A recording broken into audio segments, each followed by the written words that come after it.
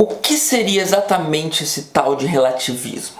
Segundo Richard Rorty, nessa obra Consequências do Pragmatismo, o relativismo é a perspectiva de que cada crença sobre certo tópico ou qualquer tópico é tão boa como qualquer outra.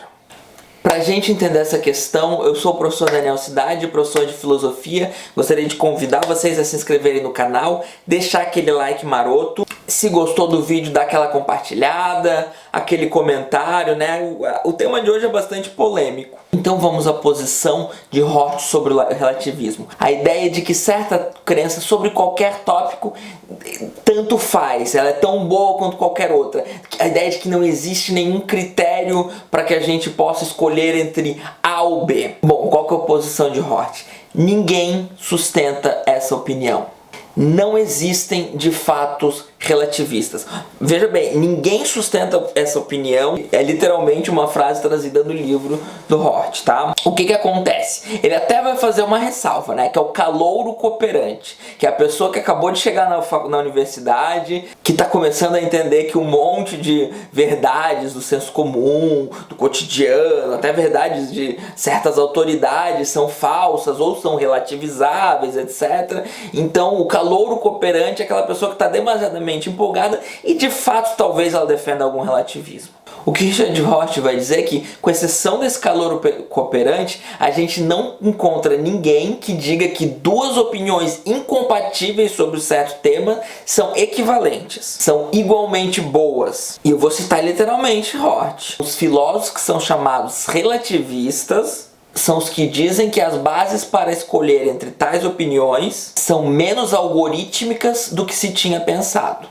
O que isso quer dizer? Isso quer dizer que existem alguns filósofos que realmente acham que a tradição filosófica que buscava encontrar sistemas, que buscava encontrar em alguma objetividade para além dos seres humanos, seja em Deus, seja na razão, numa razão universal, numa razão pura, seja em algum sistema filosófico unificado. A tradição filosófica buscou muito sistemas filosóficos unificados que iriam explicar o mundo de maneira quase algorítmica, né? Então, a crítica da razão pura de Kant tentou colocar a metafísica na condição de uma ciência segura. Kant queria botar a ética na condição de uma ciência segura. Não só Kant, várias teorias da ética, utilitarismo, dentre muitos outros. Transformar a ética, transformar a metafísica, transformar a política, transformar a própria cultura, né? A própria estética em algo quase algorítmico. Então, essas pessoas que desconfiam disso, que são céticas em relação a isso, de certa forma são chamadas de relativistas. Mas relativismo é outra coisa. Relativismo é dizer que duas opiniões conflitantes são igualmente boas e ninguém defende isso, porque se você defende isso, você não consegue nem fazer nada na sua vida, né? Cada vez que você precisa escolher alguma coisa, você precisa hierarquizar a importância desse algo para que você escolha A e não B, ou B e não A. Então, de fato, quando muitas pessoas dizem que o relativista não teria base para escolher nenhum curso de ação, elas estão corretas. Elas estão erradas aonde? Elas estão erradas em achar que realmente alguém defenda isso. Então o que elas fazem, na verdade, é interpretar de maneira equivocada e desleixada uma série de teorias, né? Muitos pós-modernos, então, como Foucault, como o próprio Rorty, como Nietzsche e muitos outros, eles vão ser mal interpretados para caírem num certo espantalho do relativismo. Então, como a gente já pode ver no vídeo sobre a pós-modernidade, que abriu essa playlist, os pós-modernos são as pessoas que são incrédulas ou céticas, né? Não é nem que rejeitam, mas são incrédulas e céticas aos deuses, às mitologias, às religiões, aos grandes sistemas filosóficos unificadores, às teorias sobre a verdade ou sobre a razão com V maiúsculo, verdade, razão ou poder, com V maiúsculo, com R maiúsculo, com P maiúsculo, né? Uma teoria, então, bastante máxima, bastante forte desses conceitos, tá? Você pode ter teorias, então, mais minimalistas sobre o que significam esses conceitos,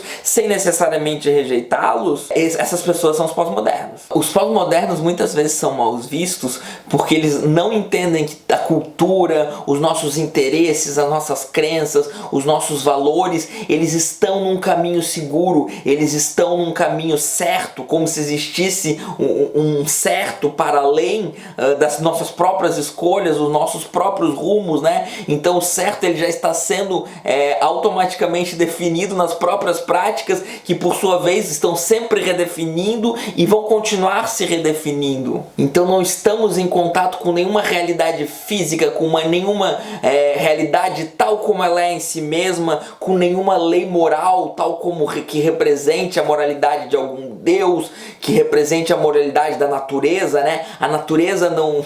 Muitas pessoas usam a natureza para dizer, isso é antinatural. O próprio conceito de antinatural não faz sentido para o pós-moderno e não faz sentido para a própria ciência, para a própria natureza. Ele é um termo equivocado, como eu vou fazer um vídeo sobre isso também, tá? Então não existe isso de estarmos num caminho seguro. E isso incomoda a própria atividade filosófica que tem sua base no platonismo. Então Roth vai dizer que existe, de certa forma, uma diferença entre pessoas que acham que a nossa cultura é suportada em bases conversacionais, é no diálogo, é na democracia, é no próprio desenrolar da cultura, é entre seres humanos que a gente desenvolve as crenças, os costumes, os valores, a ética, e que a gente encontra suporte para eles. Esses seriam então os pós-modernos, ou outras pessoas que não estão confortáveis com o título de pós-moderno, mas são céticos, incrédulos em relação às metanarrativas, em relação a alguma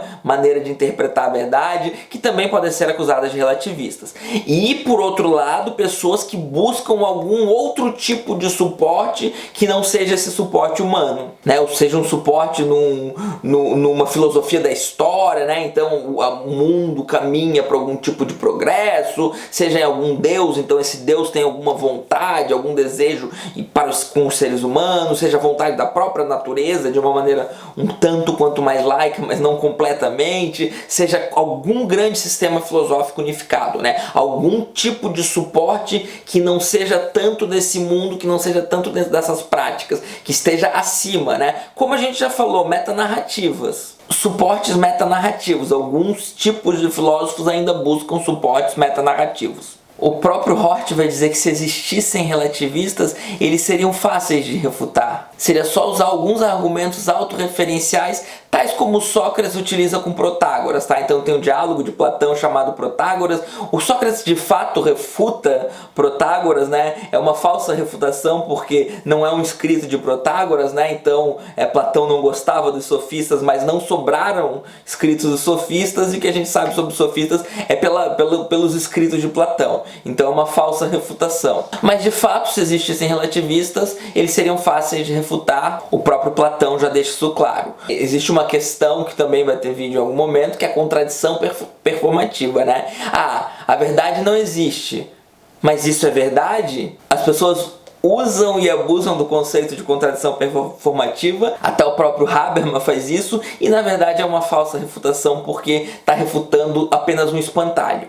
Roth vai dizer que o relativismo ele é muito discutido entre filósofos platônicos e kantianos porque eles acreditam que ser relativistas acerca de teorias filosóficas é a mesma coisa que ser relativistas acerca de teorias de primeira ordem. Vou dar um exemplo para vocês entenderem. Democracia. Eu sou um democrata.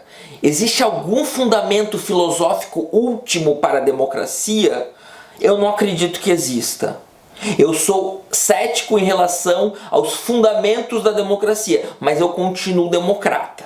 Para filósofos platônicos e kantianos, segundo Roth, se eu sou um cético em relação aos fundamentos da democracia, eu deveria ser um cético à democracia.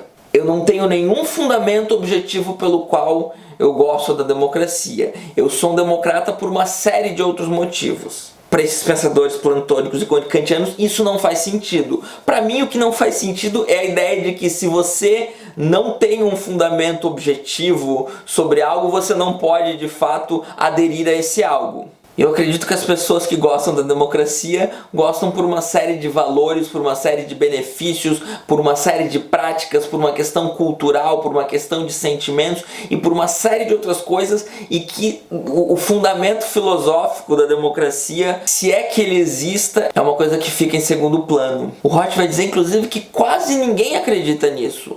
Na verdade, quase ninguém acha que se você não tem um fundamento filosófico útil para a democracia, você não pode ser democrata. Aposto que a maior parte de vocês acredita, então, ou na democracia ou em algum valor moral, né? Quando você vê uma atrocidade, né? Um assassinato. Eu vou falar isso no vídeo que vem sobre objetividade dos valores morais, né? Mas já deixar vocês pensando, quando você pensa na ideia de um assassinato, por exemplo, vamos supor que você, como eu, acha o assassinato algo errado, né? O que você pensa? Nossa, esse assassino não tem nenhum fundamento filosófico decente para ter assassinado. Ou será que você pensa alguma outra coisa, como que absurdo tirar uma vida humana? Será que não é muito mais pelo que você sente, pela sua cultura, pela empatia que você tem pela pessoa assassinada, pela visão de sociedade que você acha o assassinato errado? Será que realmente é baseado em ausência de um fundamento filosófico? É por isso que o assassino está errado, porque ele não tem um fundamento filosófico para o assassinato dele?